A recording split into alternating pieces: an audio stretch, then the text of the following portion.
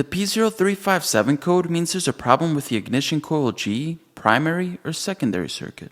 In simple terms, the ECM isn't seeing the right voltage or signal from the ignition coil for cylinder 7. This can lead to engine misfires, rough idling, and poor performance. Ignition coils create the high voltage needed to fire the spark plugs. Most modern vehicles have one coil per cylinder, and when one of those coils fails, or the circuit that controls it fails, you'll get a P0357 code. The first thing to check is the ignition coil for cylinder 7. It could be internally shorted, cracked, or just worn out. If you swap the coil with another cylinder and the misfire or code follows, you found the problem. The second cause could be a blown fuse or relay that supplies power to the ignition coil circuit. Always check related fuses before replacing parts. The third cause is damaged wiring or a poor electrical connection to the ignition coil.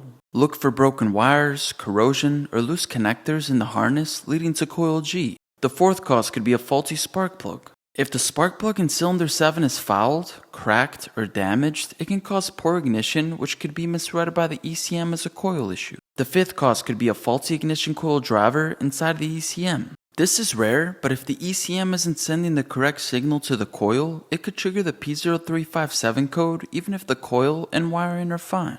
If you've dealt with this code before, drop a comment down below and share how you fixed it. It could help someone else out.